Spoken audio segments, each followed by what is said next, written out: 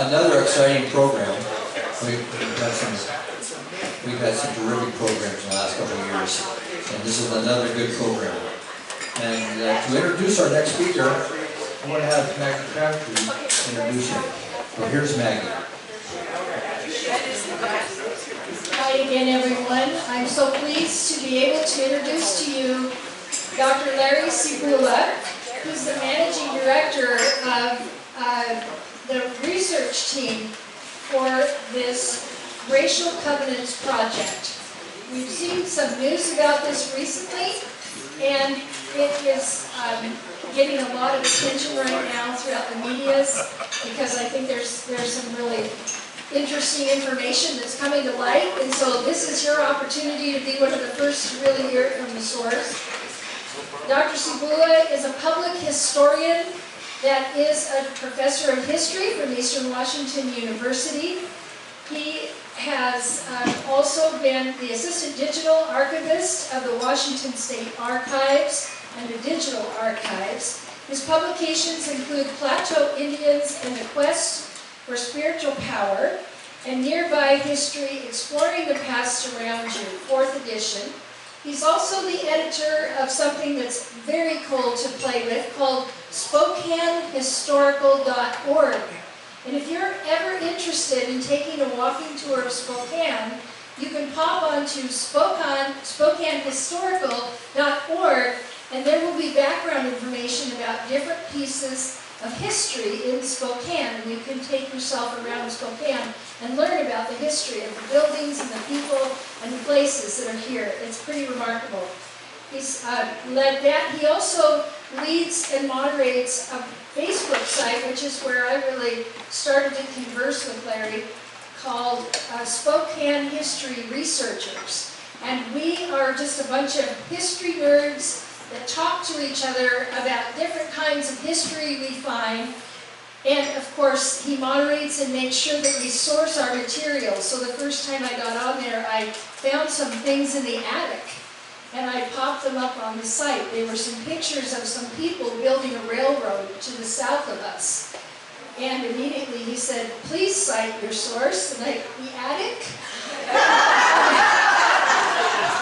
But he took that as a legitimate source, which I was very grateful for, and it turned out that there were multiple people that were railroad nuts on this site that were able to identify the exact photos and approximate years they were built, and went on to say, we have never seen photos of this particular part of this, blah, blah, blah. It was really quite exciting.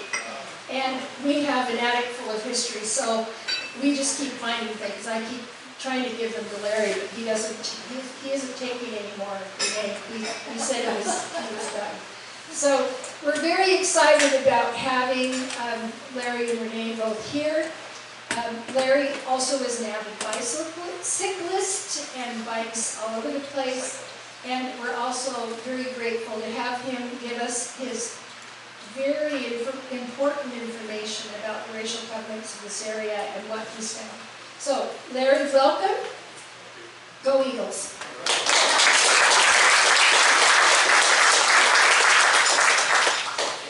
Well, thank you. I have a whole prepared presentation, but before I begin that, I want to talk extemporaneously for a little bit.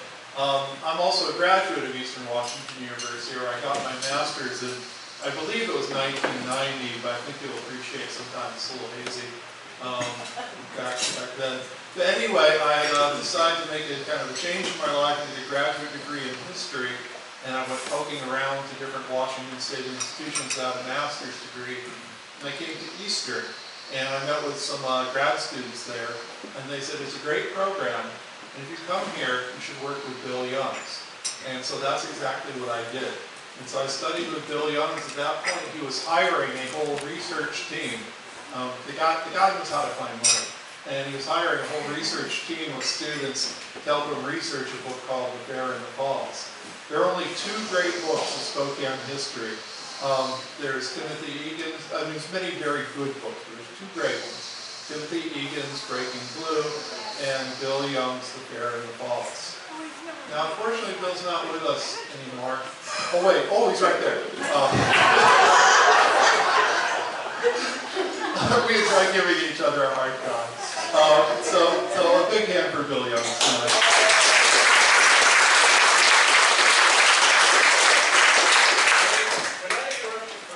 No, I know better than to give you a microphone, Bill, but I'm going to do it anyway. I don't know if I really need the microphone, but I just wanted to do this. Does that remind you of anything? Nixon? Well, one day back in the day, Larry and I had, Larry as a teaching assistant and he was a professor, had classrooms on opposite sides of the hallway of the building. And there was a window between the two.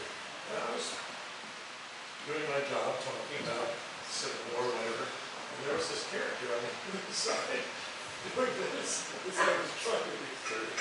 So I just, that's getting back at you. Okay. I think I now want to know why you're talking.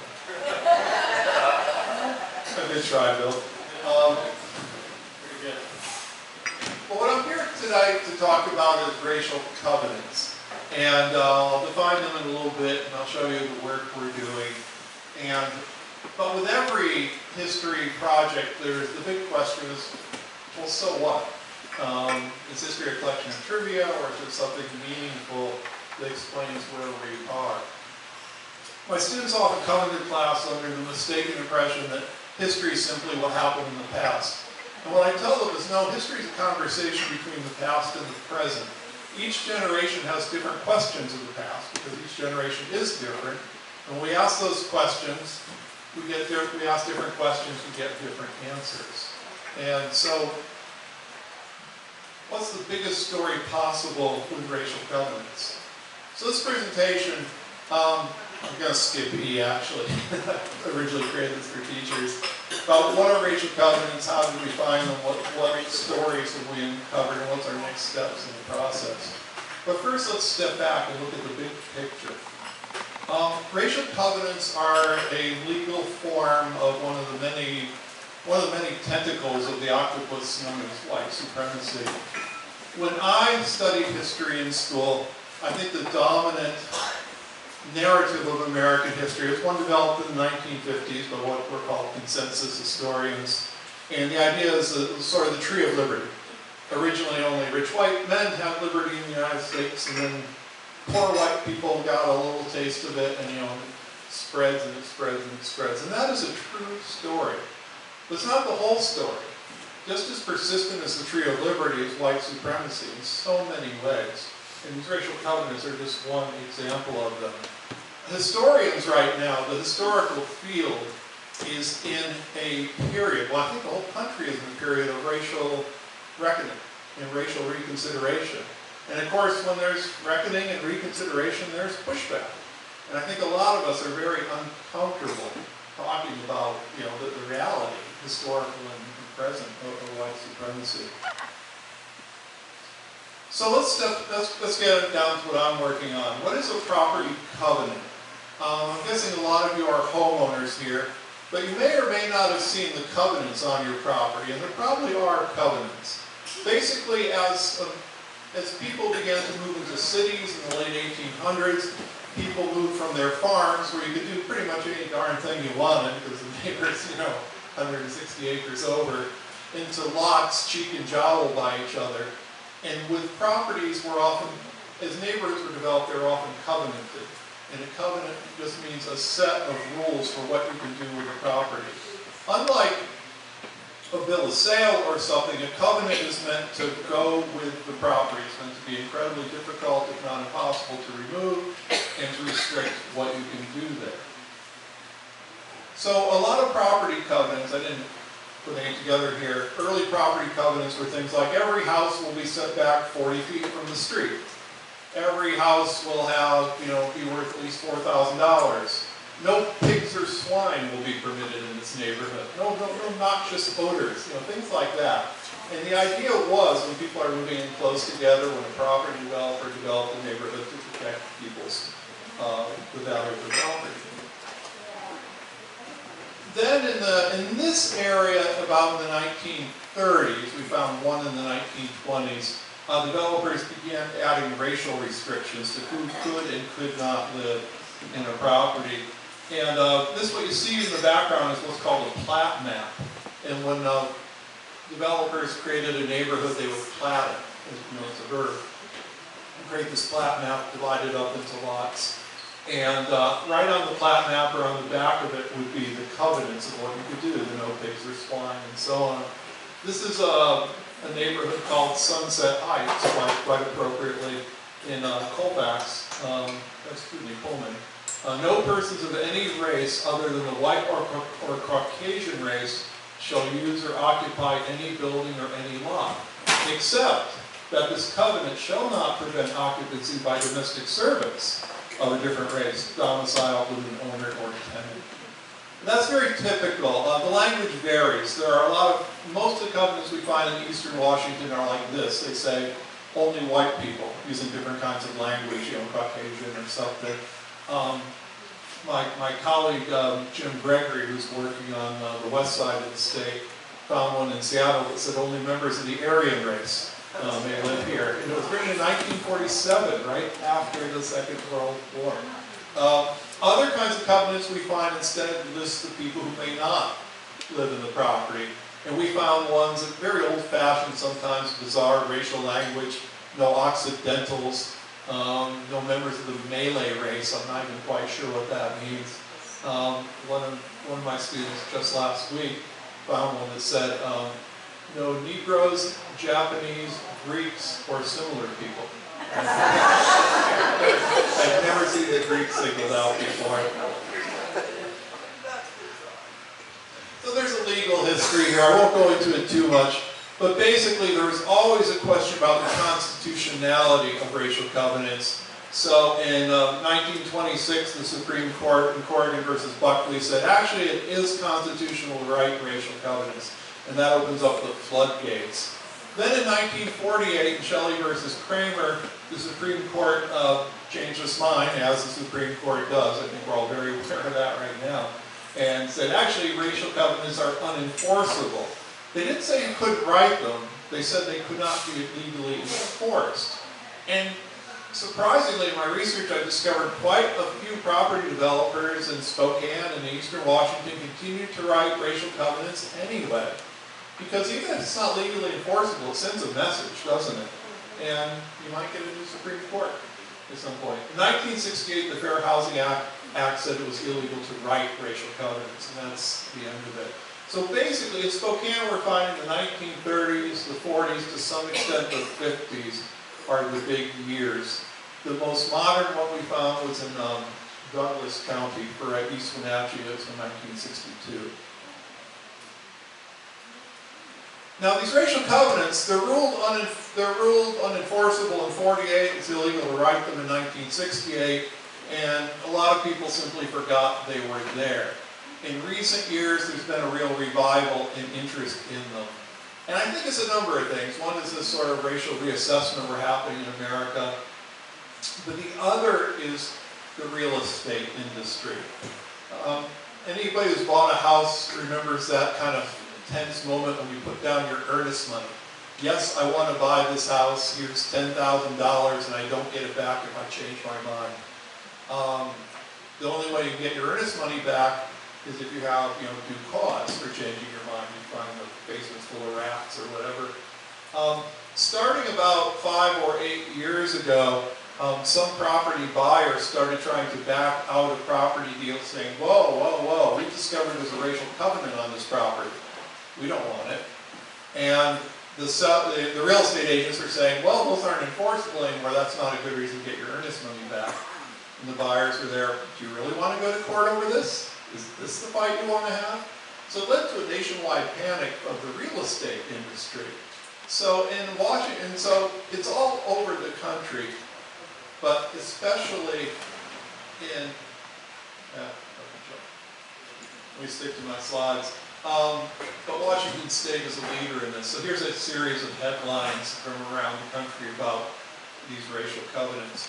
So there's been a whole series of projects to uncover them. This is a really interesting website to go to, Mapping Inequality. I might click on it briefly later on in the question period if you remind me of it. But basically in the 1930s, the federal government, the Federal Housing Administration, mapped out every major city in America and graded the neighborhoods by whether or not there were places banks should lend you money to buy a house. And of course, if the banks aren't lending you money, this really hurts the real estate market there. So here's Spokane. The red neighborhoods are the worst ones. The yellow ones are not great. The green and the blue ones are better. Segregated Seattle is a website from my friend and I guess sort of colleague Jim Gregory at the University of Washington. He's been researching the racial covenants for 20 years and is probably the leading national expert. I'm very lucky to be working with him on this statewide project. But he's been mapping racial covenants in Seattle one at a time. And as I'll show you in a minute, it's no easy feat. University of Minnesota, Mapping Prejudice is a great project. So a couple of years ago, I was at home, and it was Saturday, and I swear to God, I was minding my own business, and I get that little ping, when you get an email on your phone, and having no work-life balance, I open it, and it's this long email thread. It's one of my former students, Logan Campo-Reale. Some of you will know him. He works for the Spokane Historic Preservation Office. Brilliant young man. Anyway, he was in a long conversation with some real estate lobbyists in Washington, some progressive political activists, a bunch of state senators and representatives. There were a lot of people on this email chain, and all of a sudden I was one of them. And he said, and basically it was a discussion about how to locate and address all of the racial covenants in Washington state. And the legislators were there like, well, let's just take that list of them and do something. And Logan and people like that were there. Actually, there's not a list. These racially restricted covenants are woven into property records, millions of property records across the state. Well, we'll just order all the county auditors to find them. Then the county auditors chime in. I don't know if any of you know county auditors, but they're elected officials in their own right, and they do not work for the legislature. And they love reminding the legislature of this fact when they forget it. So they're there. We don't like these things, but no, we don't have time to do that. So this long email chain, the last email, the most recent one was from my former student Logan, who said, well, you know who could do this is the universities. Let me introduce you to Larry Cebula. He's a professor at Eastern Washington University. If you gave him money to hire students to research these, I think maybe he could find them. And so I said, sure, yeah, I can do that. A week later, I was testifying before the legislature. A month after that, Governor Inslee signed House Bill 1335 concerning review and property owner notification of recorded documents with unlawful racial restrictions. And we were off to the races. Or rather, we were off to the haystacks looking for needles because there's so many property records scattered across the state. How do we do it? How are we doing it? I'm going to jump past this. Racial covenants can appear mostly three places. They can be on plat maps. I showed you a plat map earlier. That's kind of a low-hanging fruit, because even for a big city like Spokane, there's, I think, 200 plat maps or something like that. There's not millions of them. For the smaller counties, there's far fewer. And we don't have to look at every one. These racial covenants were written from the 20s through the 50s. That's where we search. They can also appear on deeds. And some counties have their deeds digitized. I'll show you in a minute what we did with those. But some have them just on paper. And what we did there is we put the students in a bus and we drove to places like Asotin and Newport and Waterville to the county courthouses, and we pulled down these enormous books and we read every deed for those years. It's both the most important work I've ever done and maybe the most mind-numbingly boring. Because you're just looking through them. Because here's the thing, most property developers, even during that time period, did not add racial covenants to their developments. It was a fairly uncommon practice, so it adds up over the course of the state. So you're looking and you're looking and you're looking, and sometimes you go for hours. It takes about an hour to go through one of these 800-page books with due diligence, and sometimes you go a day and don't find them. And then you find one and you're ecstatic because you found what you're looking for, and then a moment later you're, oh, but it's bad. And so I kind of regret this picture, but this is me finding one at the State Archives branch in Ellisburg. So as we go through this, I need to update this map. It shows things I didn't mean for it to show anymore. But anyway, the pink and the orange counties are counties that have no digital records.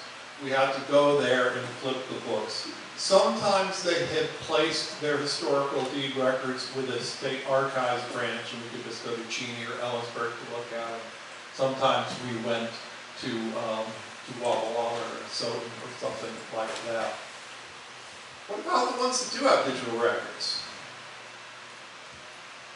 You've all probably used websites like newspapers.com where you can keyword search old historical books or something like that. And that works because of the magic of optical character recognition, OCR. Basically, they train computers to read, to take the black and white text on a page and turn it back into machine-readable text, and then you can search across it. And so those counties where the records were digitized, we were able to get hard drives from those counties, and they shipped them over to Jim Gregory at UW, who has like a whole computer science department there, he's beck and call, it seems like, and ran them through optical character recognition. What did we look for? You can see some of the words on here. We looked for words like white or Caucasian or race, but also every weird description we had found in our previous research. So Negro, Hebrew, Caucasian, Jewish, Semites, Japanese, Mongolian, these Hindu. These are all words that have been found in a racial covenant at least one time. So we added them to the list. And when one of these covenants, basically when the computer pinged and said, hey, here's one of those words, you need a human to go look at it.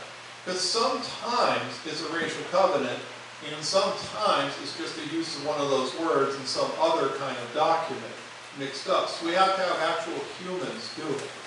We did this with crowdsourcing. There's a website called Zooniverse. It's basically for crowdsourcing. So all of these deeds, the computer would automatically, if it thought there might be a racial covenant, would dump them into this website.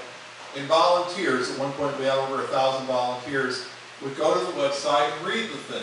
And is it really a racial covenant or not? And if it is, they would type out the exact words. And in this way, we built a database of all of the tens of thousands of racial covenants in the state. So this one, let's see, in yellow here it says, the grantee hereby agrees that no transfer of said lot or portion thereof shall be valid unless conveyed to a member of the Caucasian race. So there you go, there's that was racial covenant, OCR found it, the human confirmed it. But sometimes you get something like this, the last chance placer mining claim in Negro Creek Mining District. It's a deed for a mine using the phrase Negro. It's not a racially restricted covenant. That's why you need humans. We're not quite replaced yet. To go back to the other counties, here's what we did. Here's us in Waterville, flipping through the books. Some of these county courthouses, some of them are remarkably beautiful. Many of them are. But they don't really have research rooms. They're not ready for you. So the county clerks would come out with card tables and old desks and stuff, and we'd do our work. So here's an example of a subdivision plat map. Again, and this one does have racial covenants. This one is in Moses Lake. There were quite a few in Moses Lake. Doing the work. Those are the kind of deed books behind us that you see. You can see how large they are. That's Logan Camporeale and Dr. Tarek Kelly. So what the state hired us to do and funded us to do was to find all of the racial covenants in the state. And we're very close here on the east side to being done with it. There's a few more counties we're closing in on, Grant County and things. To find all of the racial covenants and then to notify property owners. So what we're doing is we're building maps showing where all of the racial covenants occur. The legislation also provided a way, if you have one of these covenants on your property, to remove or amend it. Basically, there's two kinds of things you can do. You can remove the covenant from your chain of title, but we're not burning them or something. They're being archived in separate folders. They'll be easier to find than they were before. Or you can amend it by basically having a addition to it that says there's some racist nonsense here and it doesn't count anymore. You can make your choice. And that's all the state is interested in, providing this framework for people to discover if they have a racial covenant on their project and to do something about it. But I'm a historian. I don't want to leave it at that. I was interested. There's names on these covenants. Who are these people? What are they up to? What are they doing? So here's just a few stories we discovered in Spokane County. Some very prominent individuals. That's William H. Coles III and James P. Coles. And the Coles family, of course, is a very familiar name around here. In case you needed a hint, there's the Spokesman Review Tower there. For a long time, the most politically and economically powerful family in Spokane, and maybe still in some ways, was the Coles. William H. Coles was famous for disliking any kind of publicity about himself, even though he owned a newspaper. He's a very hard guy to research.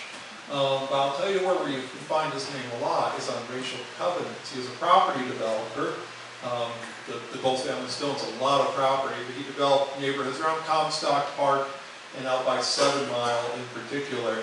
And William H. Coles III always included a racial covenant on his property. Much to their credit, the Spokesman Review has reported these findings. I think it's Betsy Coles is the chief Coles right now, has said, that we regret this, it does not represent the values of our family anymore. She wrote it anymore. Another prominent person was Wayne Guthrie. He was a city council person and a candidate for mayor, I think in 1982. And if you look him up in the newspaper when he was in the city council, you'll find statements like, Guthrie says Spokane is no place for queers.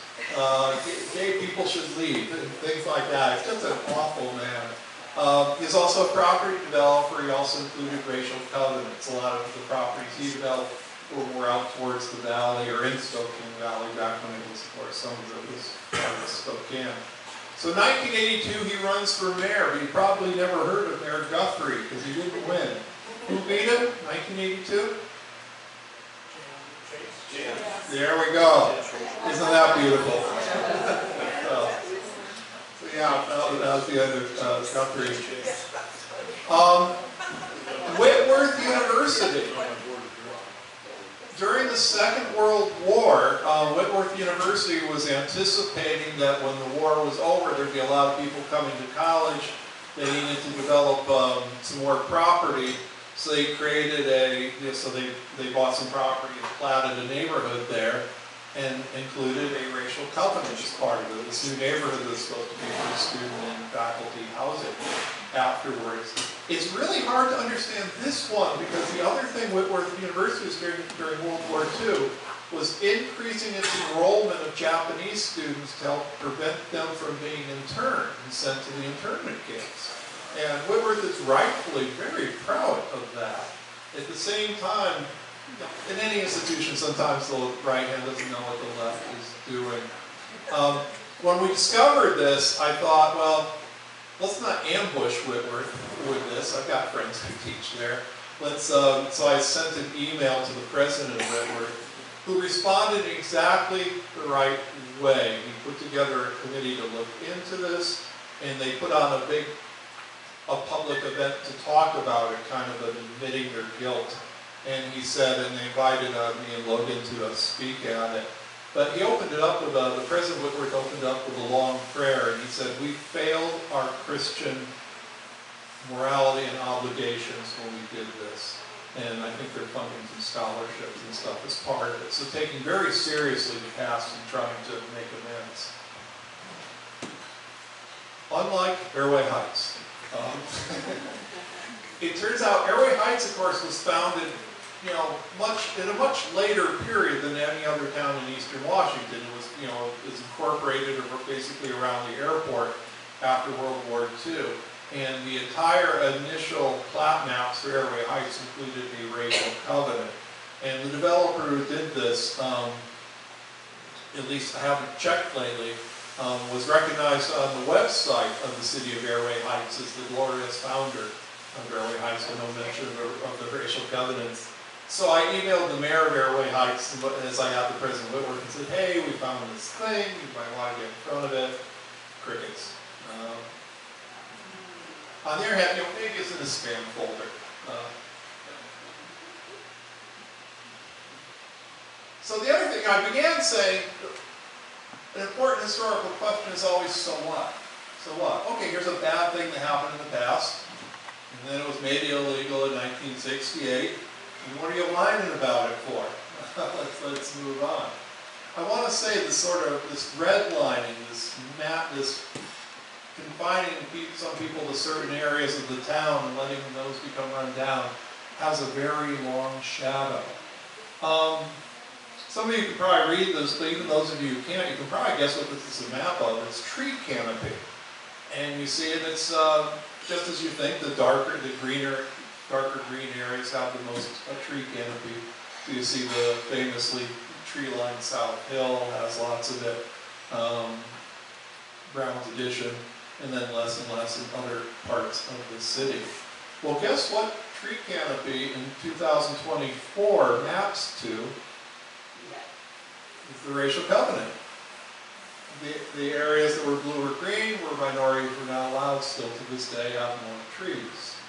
Well, maybe that's just a coincidence. Food deserts. You might not be familiar with the term food desert, but basically it means living without being in walking distance of a good grocery store. I'm not talking about the high-co with beer and cigarettes, but a place where you can buy produce and that kind of thing. Here are food deserts in Spokane. And once again, there's a maps pretty darn well to the redlining racial map of Spokane from the 1930s. And you can do this. I have another one I don't hear. You can do this with almost anything. The amount of lead in children's blood, the poverty rate, the education rate, all of these will map almost perfectly to the 1930s redlining maps. And it's still visible in another way. I haven't produced the slide for Spokane, so I stole Jim Gregory's for Seattle, but it's true nearly everywhere. At every income level, whites are more likely to own a home than non-whites. It's not, note that, at every income level. Because so much wealth in this country is generational. When my wife and I first wanted to buy a house, we didn't have the money for a down payment. But her parents did, because they owned their house and they had paid off their mortgage and they were able to lend us, and we were able to get our start in accumulating wealth. The most valuable thing probably every person in this room owns is their home. But some people were locked out of that, and that's kind of generational damage.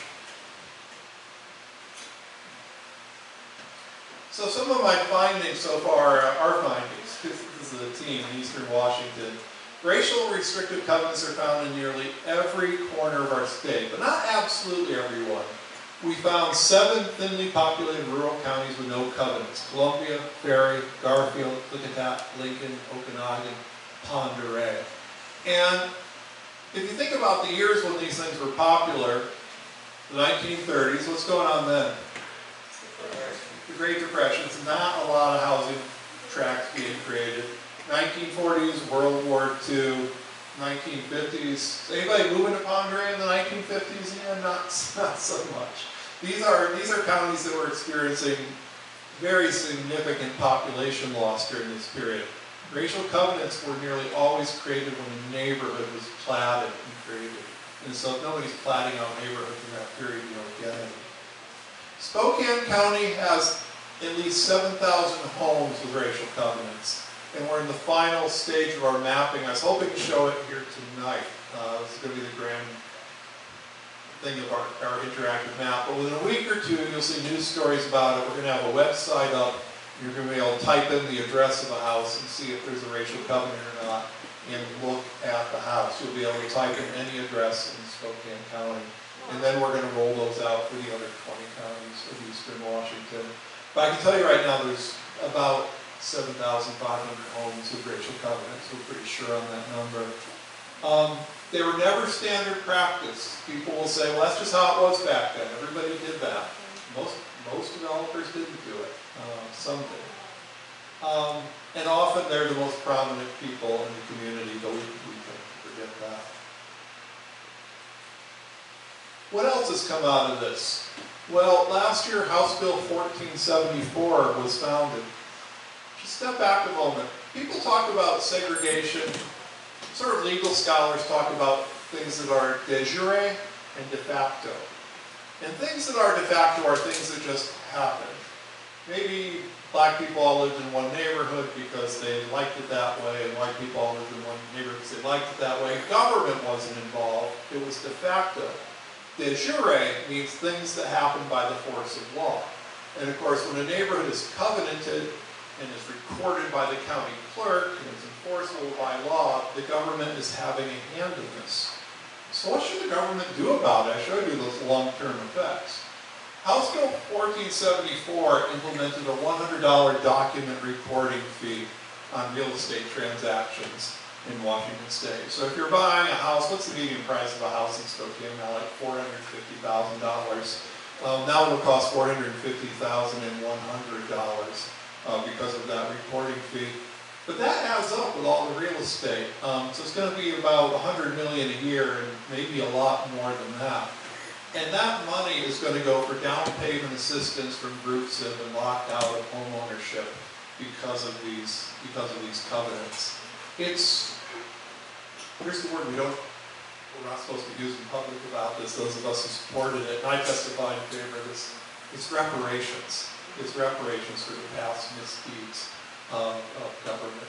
And you can't just say, I'm a person of color and would like help with the down payment. You have to show that your ancestors had been in Washington State when these covenants were in practice. Next steps. Isn't that a beautiful courthouse? That's in Waterville. It's just off of Route 2. If you're driving Route 2 through Waterville, you won't see this, but if you take just a moment to go off a couple of blocks, it's just as great inside. You can just walk right in. There's no metal detectors or stuff in these little counties. So we're still finishing a few counties. In fact, we have to go back to Waterville. We missed about 10 books there. We're helping out, my team is helping out with Western Washington counties. The original bill said that Eastern Washington University would do the 20 Eastern Washington counties and UW would do the, that part of the state. But that part of the state includes King County, whose deeds are not digitized, much to my surprise. So poor Jim Gregory, man, pour one out for him tonight. He's got his student team stuff there, but I don't see how he's going to get it done in his lifetime. So because of that, I volunteered. So my team, we're doing Clark County, which is Vancouver, Washington, Skamania, and some other tongue twister right there. So we're working on those. Mapping is underway. Within a few weeks, we'll have Spokane out, which is by far our biggest and most complicated map for Eastern Washington. Then we'll be rolling the counties out after that. There'll be a website. And that website will include training materials for how you can remove a covenant if you find one on your property. We're also going to go around probably next year around the state and have public meetings, and hopefully in each county in Eastern Washington, except for the 7, and do homeowner training on how to remove those. I'll skip the teaching slide. Often I present to teachers about this.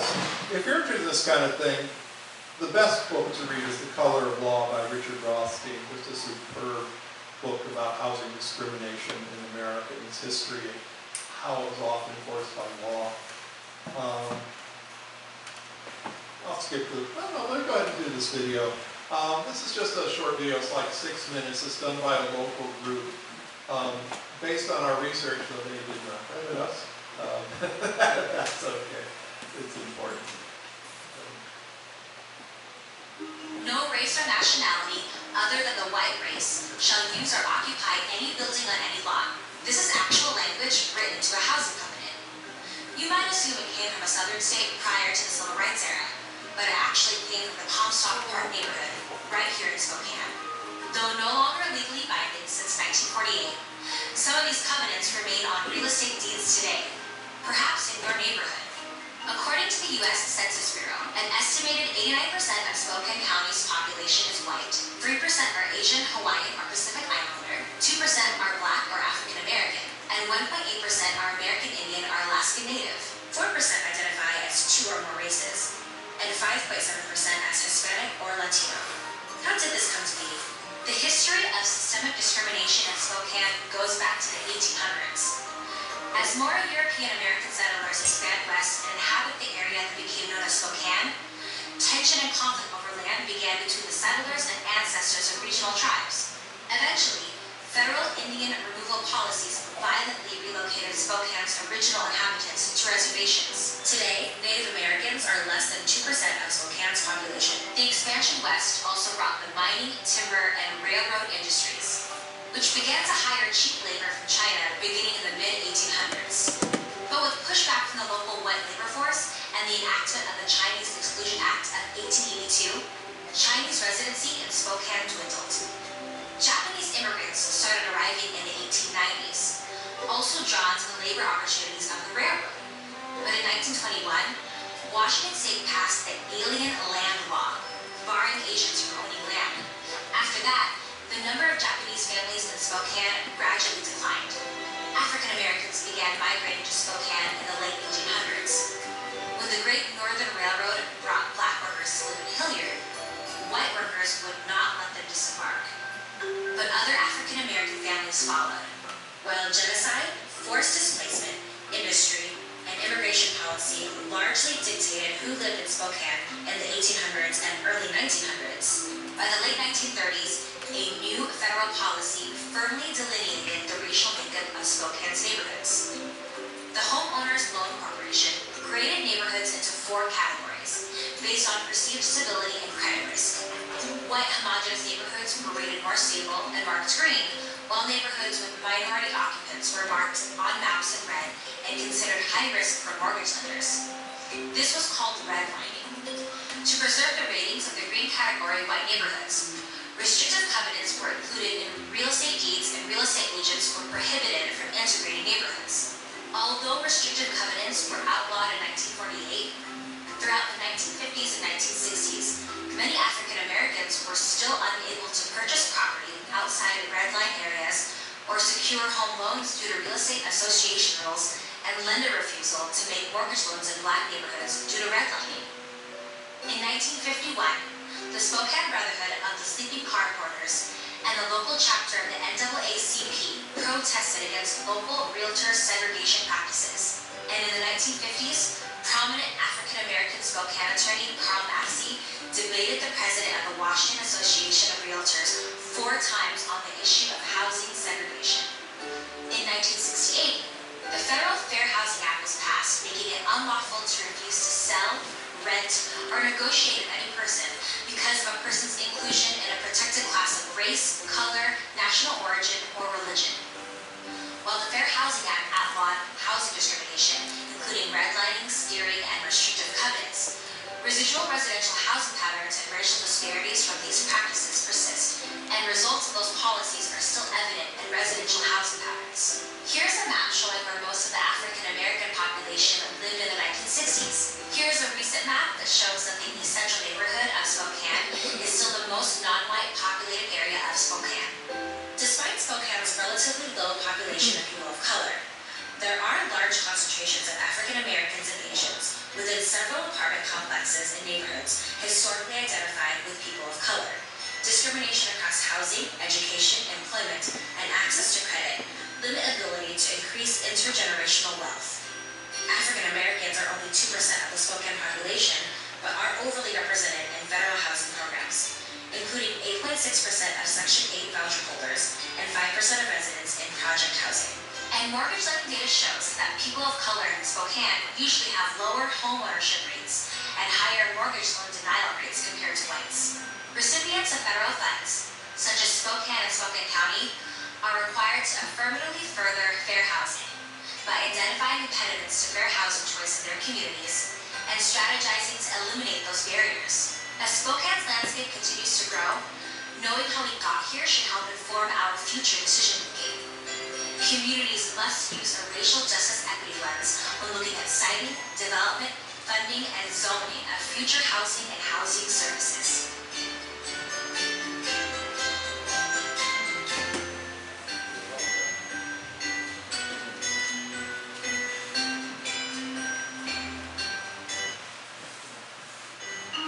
No race or nationality.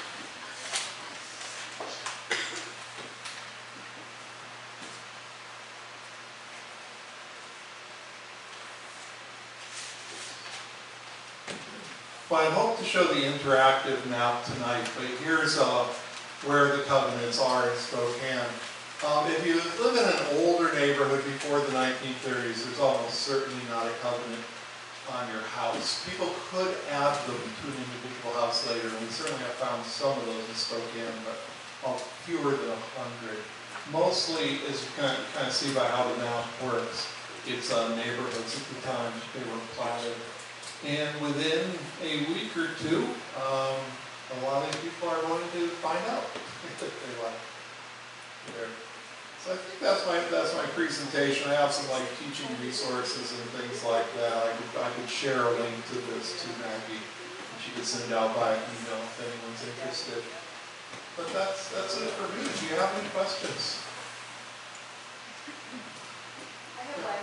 If you do have a home like that, I don't think mine was, but if you did, what would you suggest? To remove it or to add a covenant? Add the cover sheet that kind of says ignore this part. Yeah, which one? Or does it matter? I think it's entirely up to you. I don't think it matters a lot. In either case, if you remove it, it's not being erased from history. It's being archived. So either way, and we created this database. So I think either one is fine. When we first started this work, there was a quote, I wish I could remember his name, but an African-American man in Spokane said, if I find one of these racial covenants on my house, I'm not going to remove it. He says, I'm going to frame it, put it on the wall. kind of show my triumph over those jerks. I just wanted to add one more thing. You know, the white supremacy is still alive and well. Oh, Lord, yes. I have a girlfriend who just moved from where I'm from, Merritt Island, North Carolina, in Lake Junaluska is the name of where she moved. And in order to close on your house, you have to go to the city office in person to swear that you don't have a criminal record. Okay. But she says there is not a black person in the town. And that's their way of getting around laws. Yeah, you bring up a good point. These racist covenants, these racist covenants were never the only, and perhaps not even the main way the housing was segregated in the United States. It's like a real estate agent not showing you houses in a certain neighborhood, a bank not loaning to certain kinds of people, or a rock through the window if you move into the wrong place. There's this whole range of ways this was maintained. So if you make this change to your present deed and sell the house, does your elimination or changing of the covenant carry forward to the next deed? Yes, if you remove the covenant, it's gone. Absolutely. You have a question? Yeah, what is the name of the website? You know, it's not up yet, but if you Google EW Racial Covenants Project, you'll find the very simple website we built when we began this. That will, within a week or two, I'm meeting next week with a guy who's building our website. It's actually fairly tricky to include a GIS map like this one into a website. Fortunately, I'm able to hire somebody smarter than me. And a second question, Yes. where'd you get your jacket? I got my jacket at the Goodwill on 3rd. Its name is El Jaquete Maximo. And when I bought it, it still has the tags on it for a department store in Mexico City. And I think somebody was on vacation and they bought it thinking, yeah, I'd look good in that. And then they got back to Spokane and they didn't have the nerve. Over here. I presume this website will be announced on the news? So this website will be announced on the news when it's... This website will be announced on the news. Yeah, EW will put out a press release and stuff, and I will let Maggie know, and she will let all of you know. Oh, good, good. Susan, did you have a question? No. Okay. Okay, Dick? When you say the whole town of Airway Heights, I'm so surprised because it's attached to Fairchild Airport. Yeah. Right. And military in Truman, within the laws, the military had to discriminate. In 48, the armed services were, well, they were ordered to desegregate. It took a while in some of them. And I think it was in 46 the Airway Heights covenants went on. But you know what? Maybe they went in because of that threat of that. One thing we have found is in many areas, covenants followed an immigration of non-white peoples. For example, you know, for Hanford, the World War II project, originally they wouldn't hire any blacks to work on it. And there were some complaints to FDR, and so they started bringing in black people. And then you see covenants proliferating in 2 of the 3 Tri-Cities. So often they're a reaction to an in-migration. Should put that. Bill. Larry, let's say somebody in an African American in the 1940s not able to buy a house because of the racial covenant. As if you speak, it sounds as if they couldn't buy a house anywhere. Historically, that's a continuing situation that is coming to pass. But I don't think they would be able to buy a house in another. If they had cash. The trouble is those neighborhoods where blacks are allowed to live are also ruled, you know, they're the red and yellow neighborhoods. Those maps were created for banks. And if it was a red neighborhood, the banks were advised absolutely not to lend any money there. And if it was a yellow neighborhood, you know, proceed with extreme caution. So if you're an African American person, you probably, often you couldn't get a mortgage, but if you could, they'd be at a much higher interest rate. Because, you know, the banks are lending to a hazardous neighborhood. The other thing is, and Richard Rothstein's book, The Color of Law, is great on this. Because these neighborhoods were so limited, the supply of housing was much tighter for African Americans than was for whites in most communities. And therefore, even though it was more run down, it was more expensive. You know, a black family in the ghetto might pay double the rent that a white family in a very nice apartment did a couple blocks over. It still happens today. Yeah, so it's not the ancient past, is it? Other questions? Yes. I have a question, and it relates to the indigenous people, the natives, the Indians. Are there covenants against them? Are there covenants against American Indians is the question. When I began this project, I was sure once we went up to like Republic or somewhere like that, close to the reservation, we would find covenants against Indians. We've never, well, there are some in Seattle that say no members of the Mongolian race may live here. And that apparently was a reference both to Chinese and Indians as they understood it at the time. I haven't found that phrase in Eastern Washington at all, and I'm pretty sure it's not there at this point. Of course, half of the covenants in Northeastern Washington say no one but Caucasians. So that's, I guess that's anti-Indian. And also it's anti-Jewish. It was often understood that Jews were not Caucasian, or that was the belief. Did you find religious prejudices too? Did we find religious? Like either Buddhist or no Catholics? Yeah, I don't think I've seen no Catholics. I think I think Jim may have found no Buddhists on the west side. The covenants around Seattle go back further. He starts finding some in the 1910s, when it's not even clear if they're legal. And the language over there is wild, and I'm not sure why. I think because so many of the covenants read almost exactly the same in Eastern Washington, I think there was some kind of handbook or something these real estate agents were passing around with model language. I haven't been able to confirm that. Yes? This is gonna sound really crazy, but I have a farm. And on that farm, I can't do anything deeper than a plow, or I have to get talk to the Spokane Indians to get, to drop to. And I'd like to know how they're doing housing farming without doing the checking that they, sister and I do for farm. That's really interesting. So you own the land, but there's some sort of covenant or restriction on it that you can't go too deep into the soil without permission of the tribe. I have no idea what that's all about. There must be a very complicated legal history. Because they, at the farm service agency, they asked them, why they have to check against Indians if we're going to do irrigation. I know there's great concern on the part of the Indians about excavating land in areas that are traditional burials or something like that. People's part here in Spokane, the tribe, that was a burial area as well as a village area. The natives are very sensitive about it. As part of a project, they wanted to put up some signage there, and they couldn't dig a fence post 3 feet down. So they had to come up with another way to support it. So I know what you're talking about, I don't know. I just found it very interesting. Yeah. Yes.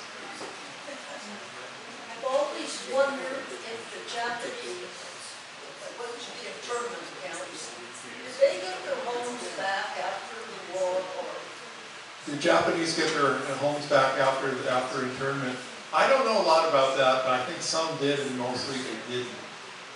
There are certainly stories of places in Seattle where like the white neighbors would protect the house of the Japanese family while they were away. And there's stories where the white neighbors would go and take the piano off the back door. I've always wondered, because we had neighbors in Seattle, above Lake Washington, it's a naval base, and there's a lot of Japanese gardens right by us. Beautiful gardens, and I've always wondered, they ever. I don't know. Yes, sir. Actually, I knew that one. So they could either have been sold or trashed by people afterwards, or two, I believe. Okay.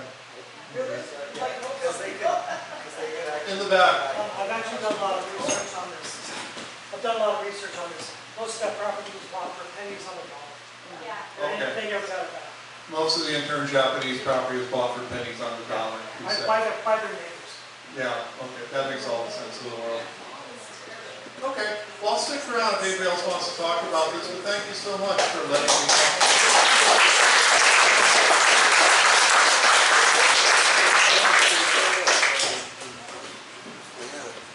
Wow, another interesting talk.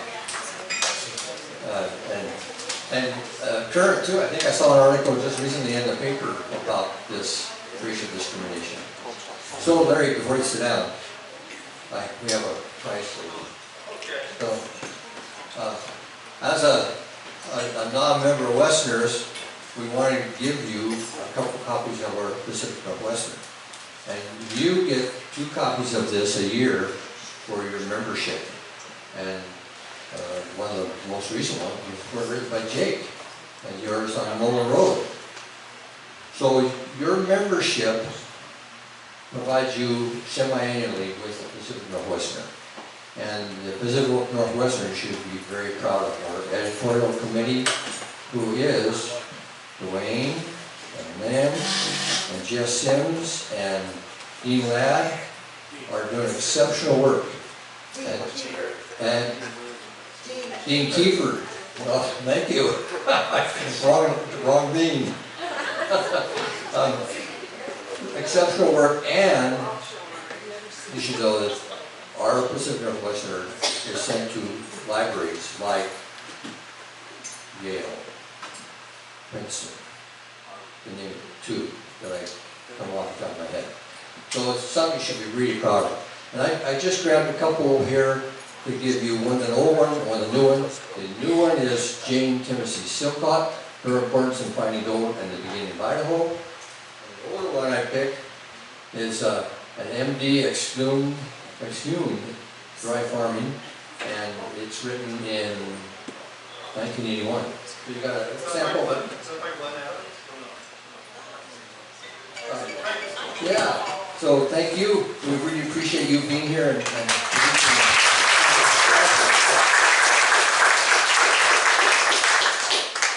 So next month, our speakers will be you guys.